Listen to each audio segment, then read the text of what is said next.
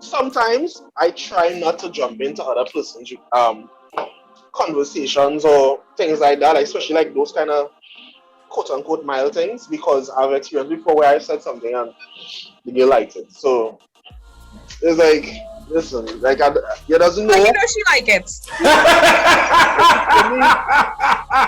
I want to know if she documented that she liked it.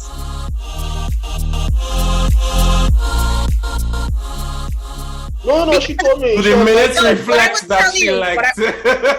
No. Like what I would tell you. Wait. Before you go. As a female, when someone comes and tells you something like your bottom looking nice, you're really in a position where you are like, and that's why there are so many like discussions about like rape and all those things now, because you're in this very awkward position. What do I say? Because I could say something and I could offend you and I could make this into a very big thing, or I can laugh it off. And 9 out of 10 times, a girl will laugh it off and be like, well, thanks, and walk off. And be like, no, it's cool, don't worry about it. But on the inside, I am genuinely, not feeling that great about it.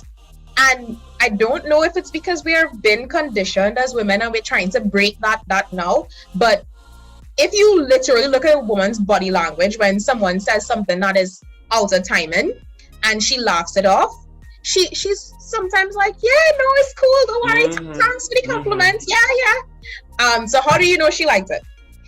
Well, as I was saying, I'm just being devil's advocate. No, she told me like nothing that I am saying right now is something that I assume. Nothing that I'm saying someone felt. There's nothing that I assume. There's nothing true, just observation. It's things that they would have said. So what I want us to remember is that not everyone's experience, and this is something I try to remember as well. Not everyone's experience is the same. Like it's the same. So if it is that, like I understand, like 9 out of 10 females, they feel uncomfortable. She might just be 10. You know what I mean? She might be just that one. That Sam. Strike this out of me, YouTube. No, do not. Have your own lawyer, right? I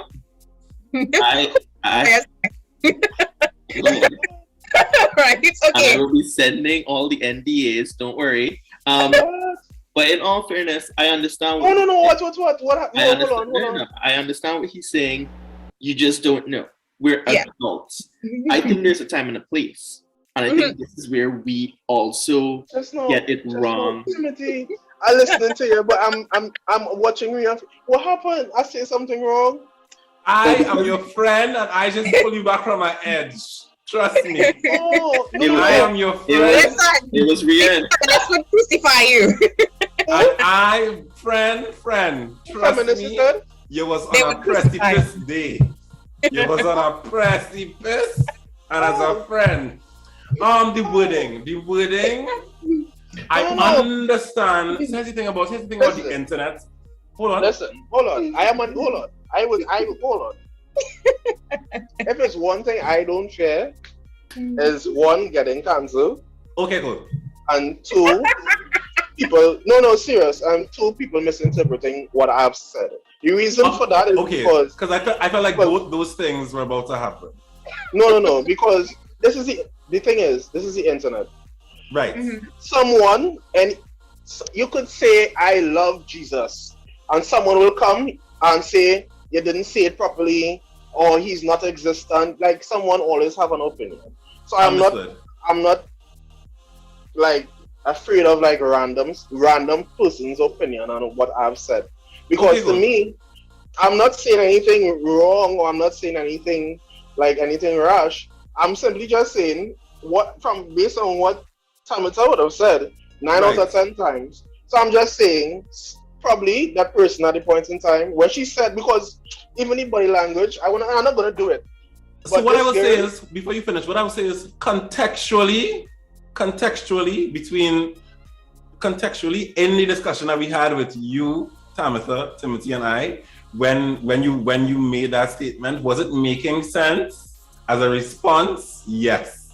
As a soundbite, as a song bites, which is what happens in these situations. Listen, I can't do that whole PC thing where I have to appease. No, serious. I can't do that thing where I have to be politically correct. But I feel you though. I understand what you're saying. I can't. So but Sam, this is the problem. This is the male privilege where you don't care about being politically correct. But the reason, but in 2022, the time that we're in, we do have to be conscious, and that's where I was going. That yes, we don't know what people are thinking or feeling. Sometimes we're misinterpreting body language versus language. We're adults. There's a time and a place. And I think oftentimes within a professional work environment, it's inappropriate.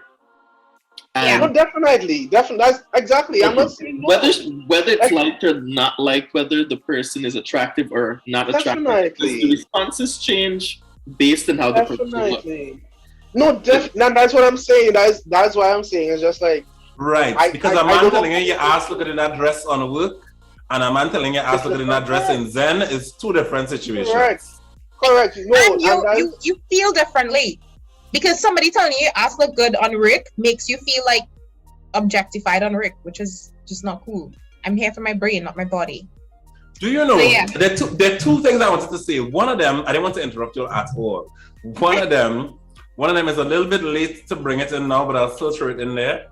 In the example at Sam's workplace, to connect it back to Tammy, I think it's very, very similar where there are instances where I don't dispute that what happened at Sam's workplace happened. Yeah. And it's one of those things where we as Black people understand, like when there's like a crime and they say, you see, look, bleep, and would and them again. And it then ruins it for, or makes it more difficult for all the other Negroes, trying to not do it, so that the girls then by Sam making it harder for the Tammies. Exactly. And I like that Sam brought a very controversial view on what I said. No, you agreed with me, but you in a good way. You agreed with me, but it's something that I don't see, because when I advocate for women, I usually advocate for women that deserve. And I'm not saying your girls. Tammy advocating for the women and them who walk in, who are fighting to stand in their truth and to get the respect and whatever they desire. And some people might tell you, no, it doesn't happen to me, but sometimes it's so subtle that you don't see it. Sometimes it's so subtle that you don't think that that's what's happening. And I always draw the parallel when men tell me that I don't understand this feminism thing. I always tell Black males, when you look at white privilege, if I can say that on this channel, when you look at white privilege and you look at how subtle all Black people are disadvantaged, it's the same for women. It's very subtle, and you can only understand it when you stand in it. It does not happen to everyone. Some people might have another privilege that, I don't know, excludes them from the issues that I face. Maybe, I don't know, I don't want to pat my own back. Maybe I have a pretty face, and I going out to tell hard back men, hey, move that, and they don't want to listen to some girl, young woman who have a pretty face to tell them, hey, move that. But you need to remember that, one, as Samuel rightly said, everyone's experience is not the same. But two, to tie back to the question from the beginning, that's something that I genuinely wish that I had. I wish I could command the respect that a man automatically commands. So yeah. And on that note, that also brings up the second thing I was going to say, which is, so for the viewers, before any episode, I message all the guests. They get the questions in advance. They get a rundown. We go through any of their concerns, whatever. And maybe like last week, Tamitha said to me, any one of these topics could fill a whole show. Yes. And at the time I didn't see it. But when we jumped into this, I was just like, this is a show. This is a whole show by itself. I thought too much, I'm sorry. No. It was all wonderful. So with that, we'll now jump to the second topic. According to the American Academy of Matrimonial Lawyers, millennials in particular are choosing premarital agreements as the preferred option to protect separate properties, investments, debts, and to avoid potential alimony arrangements. It is a long-held belief that premarital agreements are reserved for the wealthy and those with a lot of assets. So the question today is there a role or a place for premarital agreements, also commonly known as prenups, for millennials and for people in lower socioeconomic brackets? Let's see what the panel thinks. Let's start with you, Samuel. I don't know what I can say because Samuel, please don't be offended. Samuel, this is a safe space. This is a safe space, Samuel. No, I'm just still confused as to like what was so bad. But okay, cool. All right, so hold on. So before we jump into it, let me explain why I reacted and what happened just now. So first of all, you can say anything here because at the end of the day, like right now, I'm also doing like a thing on colorism, and there are lots of people who are dropping the N-word because it's necessary from their stories and experiences, right? So first of all, let me apologize for reacting, Sam, because it wasn't for me I was not trying to make you uncomfortable. What I was trying to do, which I now respect your opinion, is protect you. Just because I've been in this space for a while, I know people think, and I know what you were trying to say, and it came across in the context. I just wasn't sure where you were going with it, and I want you to say something that could very easily be taken out of context. Samuel, I think the big problem with today's, honestly, this is honestly what I find, right? I think the problem with today's this whole internet thing is that too many people take things out of context, right? Because it had this very thing with Trevor Noah, you all know him, right? Comedian, talk show host, whatever, right? And an interviewer was asking him about a joke he made, and he was like, he said, you're purposely saying something out of context because, like, to make it sung away. And he gave the example. He gave the example with Rihanna singing Umbrella, right? And he just said, what's the hook? Right. He said this. He said if I look at you and just say Umbrella, Ella, right, it wouldn't make sense. I would sound crazy. Right. And that is why I'm so confused, man, because like I can't continue to try to reassure people who are dedicated to seeing the wrong part or not perceiving what I am saying or like what I'm actually saying. Like, that same interview, because like you heard it. I remember when she was no, it was not that one. It's one with George. She was like a British or South African lawyer, and interviewer. Sorry, and you can tell her intention in that interview was to twist the words now. Yeah. Now my whole thing is just like, bro, I can't. It have to me. Anything that we said so far, someone could take it, spin it however they want. Absolutely. For example, I could simply say, Tamata, what she wants, based on how she speaks, what she wants is superiority, and she don't want to work as hard. She never said anything like that. Right. But if it is that I want to say something like that, I could simply say that, and that could, depending on my following or whatever it may be,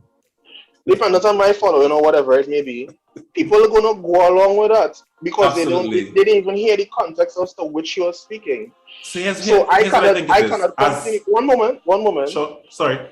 What is it that I can't do, or I try my best not to do, is to always reassure people who are bent on misunderstanding what you're saying or even going along with their own narrative and not being open to other opinions so much that every time I speak, I say, well, just remember this is within context of what you said. Right. But just remember, like, that's kind of, to me, like, I understand the internet. Like, I watch a lot of podcasts. I've seen a lot of people try to cancel people for stuff they said. And it's just like, to me, you cannot fight it. Understood. Well, as a friend, I apologize. That's fine. It's cool. I'm not. Yeah. No. It's not cool. It's not cool. As a friend, I apologize for creating an environment where you felt uncomfortable to express yourself, because that is literally the opposite of what this is supposed to be. Yeah. Wait. I want to validate why Rian wanted to protect you, Samuel. Mm-hmm. So we live in a very anti-rape culture environment. Women are very, very vocal about situations that may have been rapey. And by saying that 1 out of 10, it can, because I kind of pull back a little bit. Now, the thing is, right, that 1 out of 10, that statement is similar to, but she liked it though. And how? How exactly is it similar to that? Because you're saying that that woman could be the 1 out of 10, right? That's what you said. Or did you say she is the 1 out of 10? No. So I guess this for context. Mm-hmm. When I said, so immediately as I said, she said that she was okay with it. Mm-hmm. Right? You asked how you know. Right. Right. Now, before I could say that, she told me, you started to speak about the experiences that you have experienced, right? Okay. And things that you are familiar with, which is, and this is where you brought up 9 out of 10. Right. Right? 9 out of 10 times. What I was referring to in saying she'd probably be either the 10 times or the 1 out of that 10 was simply saying that maybe she really wasn't uncomfortable with it, because I have seen women before, I'm not talking about the uncomfortable. Again, I could never know deep down in their heart how they feel. Mm-hmm. This is just a face value evaluation based on what they have said and based on their body language. Mm-hmm. I've seen some women entertain certain things because of potential, maybe pay upgrades, positions, whatnot, whatever it may be. Right. All I was trying to say is that for that, because what you said is that how do you know she was really comfortable with it? Because some women in the workplace, they may play it off as they're comfortable, and that's true, definitely, especially if it is that person is a higher up than them, right? Completely agree. All I was saying is, based on that context of that specific interaction, she would have not only said, but she would have physically expressed that she was into it. I didn't even get a chance to tell you how she did it, because she literally entertained it physically with that person. Okay. So all I am saying is, and that's why I mentioned, I believe that we have to stop immediately gluing on our own experience to someone else's experience. That is why in the early, when you were speaking, I didn't say anything. Because for me to just go on my knee-jerk reaction and say, well, it's probably because you're not working. That's stupid. Because that is what I am doing there is judging what you said based on my experience. And that's just unfair. And I believe a lot of times with sensitive issues like this, as soon as it sounds similar to something that someone else would have experienced, they articulate that what they have to say and how they feel based on their experience. So if Sharon had a similar experience, and let's say Betty had two of them had that experience of someone saying, hey, you look good today. Betty, the manager, said she looked good today, and then he tried to get her number on trying to do something else. And Sharon, she didn't get her, what she just gets good today. Before Betty could, Sharon could even say, yeah, so and so, say, I look good. Betty don't say, well, yeah, he probably just saying that because you want your number, he want to track, and that's why I think That's why I'm kind of like trying to understand. Right, like, because that was Betty's experience. Like everyone have different experiences. So to me, it's unfair to say, well, yeah, it's definitely that. And she probably really didn't. Listen, I believe I am not invalidating person's ability to be uncomfortable, person's reality of being uncomfortable, and that's swaying how they react to what. However, I do believe in that, hey, if it is that you have an opportunity to voice how you feel, if it is that you are voicing at that point in time, not only verbally, but you're communicating to us physically a specific thing, I cannot now force on you that you're probably just uncomfortable. Yeah. It's like that situation with the comedian. I don't know if you all remember it. He's like a D-list comedian and he slept with a fan. And persons were saying that he used his position to get to the fan. Right? A D-list comedian who slept with a fan. It's a white guy. And they were saying, what's the term for that? When like a person of higher like social stature, kind of, I can't remember the terminology for it, but they were saying that he used his stardom, right, to get that person now. And it's just like, how do you know, like, she probably just really liked him? So is it that anyone that goes with her? Or she probably saw it as an opportunity. I think people underestimate women as well. No, but all that now, but that's what I'm trying to say is just like we always try to see this tunnel vision thing, and to me, the more that we try to censor ourselves, is the more that's gonna happen. So it's just like what I would say, Samuel, and I feel like I throw y'all in a position where I'm the only female. Yeah, and I actually really want to hear Timothy's take on this, but I'm the only female here. It's difficult to understand navigating life as a woman from a male perspective, and that's just how it is, and all y'all can go on is what we see.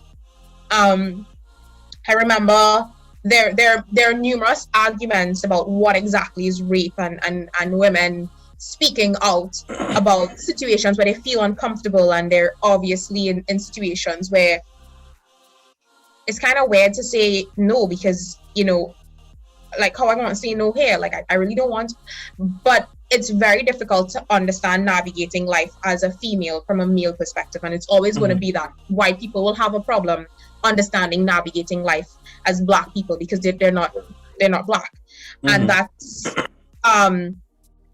so Samuel, I understand what you're saying, but I also think that one, I didn't hear what you said properly.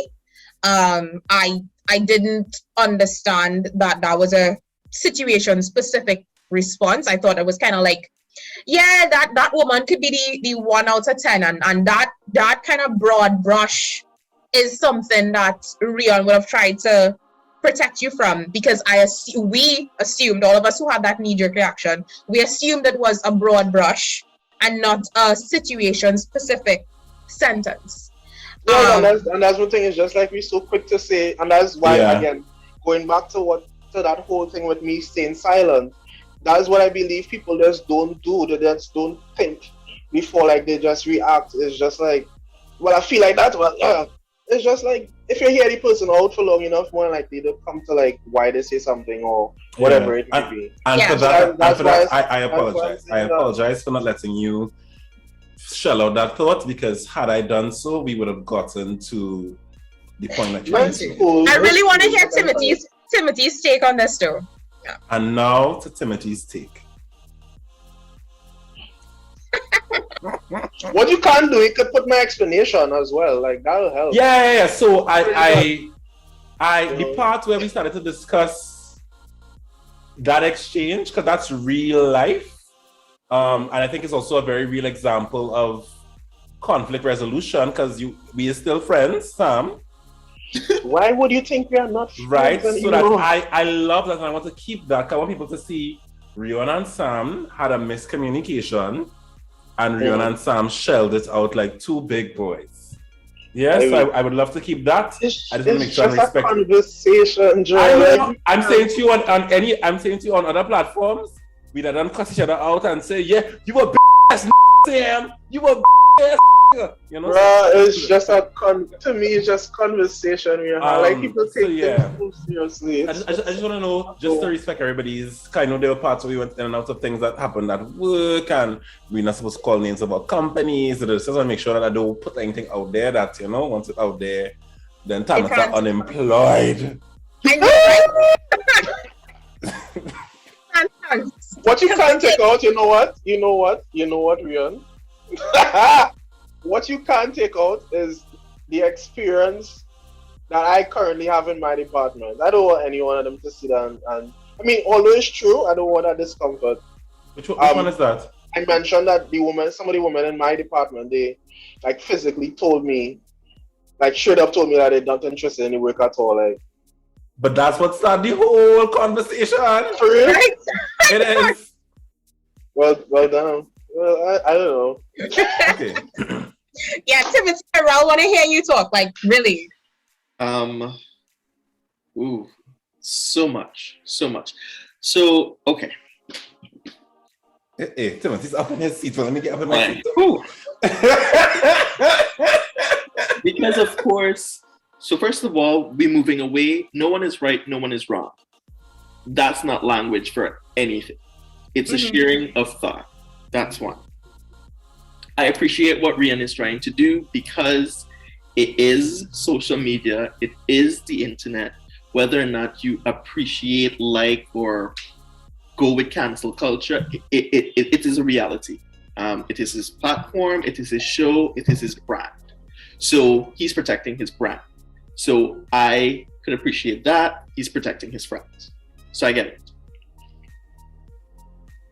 My whole career, study, and life is about language, is about words. So you always, Sam, have to like center the conversation in the right way because it can easily get derailed. Like the smallest thing can throw something off. So language is very important. And I think at the end, why Rian is saying what he's saying is because we could also see your body language. And yes, it's an assumption, but we could see how you're reacting and you don't look okay. So that's why he's like, right now? Yes, sir. I probably need to so sit up. that's why he's like, we hash this out, right? Because I am there like, whoa, this went left really quickly because you look super uncomfortable. So I was just thinking, that's all. I'm just thinking. And that's fine. But in this whole context of women and comfort and saying and not saying and body language, yours read like, oh, I'm done with this. Wait, it's after 9 o'clock. We're done. I'm not even about this anymore. So just also remember that you're sending messages to us. Okay. Tabitha said everything that I wanted to say. We as men will never understand what it feels like to live as a woman. One, to live as a Black woman in this world. Two, I live in the US now, and the worst treated people are Black women and trans folks, period. Yeah. And I say this to my cousins and I hug them all the time and I'm like, I will never get it. I will never understand why they snip their Uber details and send it to me. Because I'm like, yeah, we just, whatever. We're going into the car, we're going to get there. And they're like, oh my God, no.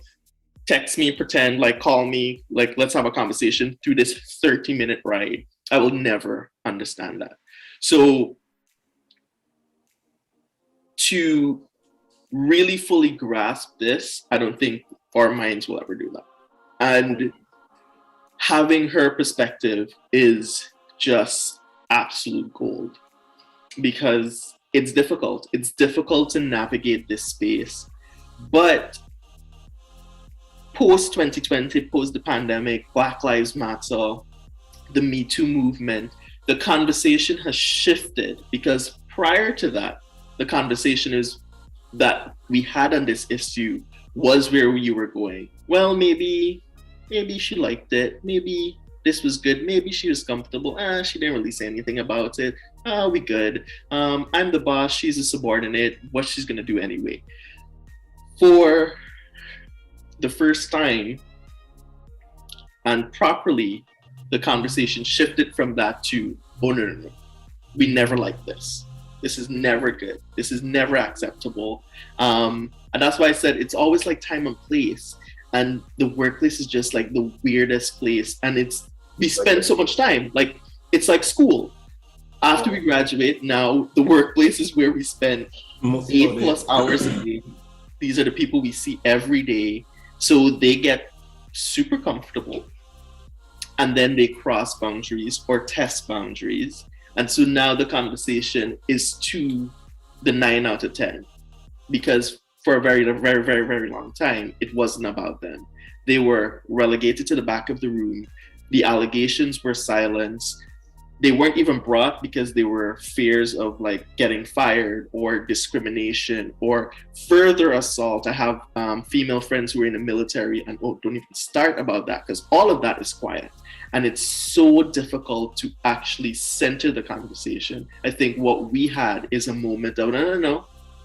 Let's not go back to 1980, 1970, the conversation has now shifted and centered here. And I think it's crucial, because I believe in political correctness. I don't think we're always going to get it right. But it shouldn't be a reason not to strive to be politically correct and to center the conversation properly. And even when we can't center it, to have the person in the room who actually feels this and experiences this every day, because no one walks into a room and calls me babes or sweetie or anything like that. And if they even think about it, they will be floored. So for me, I give deference to her. Like, and I think it's a little odd that I'm the only female here, because it's kind of hard. Like, it's a kind of my word against yours, right? Right. I did that. I mentioned at the beginning the other girl got ill, right? Yeah. Yes. Okay. I didn't. This wasn't a setup time. No. But I like Timothy raised a lot of points. Because my experience is tailored, because I'm a Black woman. I've actually worked in an organization where this was really early in my career. I was the only Black person in the organization for a while. This was when I was working. It wasn't a Trinidadian company. And then I was obviously the only Black woman in the organization for my entire career there. I was there for 5 years. And I can see how differently I was treated. I can see that there was this one time where the senior engineer made the same mistake that I made. The two of us made the same mistake on the same day. My manager called me into my office and straight up called me stupid. And I was a young engineer. That broke me. I went to the bathroom and I cried for hours. I don't think I went back to the bathroom for the rest of the day. It was probably my first year in engineering. But that memory stays with me. And I really look up to Gabrielle Union, because in her book, We're Going to Need More Wine, she speaks about her experience navigating Hollywood as a Black female. And this isn't going to be long, but if any of y'all watched Friends, right? She spoke about her time on Friends, and she was like, one, they treated her badly on Friends as a Black female, but she highlighted that if you look at Friends through a Black woman lens, they cast 2 Black women in the exact same role. I can't remember who the other Black woman was later down, but in the exact same role throughout the cast of the series. And she really spoke about how that experience showed her that, 1, she's Black, and 2, she's a Black woman. And she has to work twice as hard, and she's to always be on her A game. So if y'all want a good read, you could read Gabrielle Union's book. Gabrielle Union and Aisha Tyler. Yes, that is the second actress. And they were both cast in the same role. They had the same script, basically. They did the same thing. I think they were Ross's girlfriend, and they was competing with Rachel or whatever. And she really highlights, and she put some spotlights on things that you think it's normal because you laugh at it. You look at Friends and you're like, look, someone else, an ex-Black woman, but it's the same thing, the same thing. And it really belittles your talents, the attention you command, the respect you command. And it's very, and I say this, it's very, very subtle. It's things that you don't notice, because if the person that is experiencing it does not highlight it, you're not going to look back and be like, wait, that's true. Because I looked at Friends and I didn't notice it. And what until also happens Gabriel, is that sorry. No, go ahead. No. Finish. No, I was saying that I looked at Friends and I enjoyed it until I read Gabrielle Union's book and I saw her calling out things that I enjoyed and calling out things that, you know, she experienced. And when I look back at it, I'm like, wow, I see it. So yeah, go ahead. Sorry, Rian. No, you were making a point. What I think you just said that's very important is that you have to highlight it when it happens to you, because if you don't, let us say I run company X. I've had company X for 20 years, and over the time period we had this particular office culture, right? 5 black women worked there. All 5 had big bottoms. All 5, Leroy used to tell them about their bottom every morning.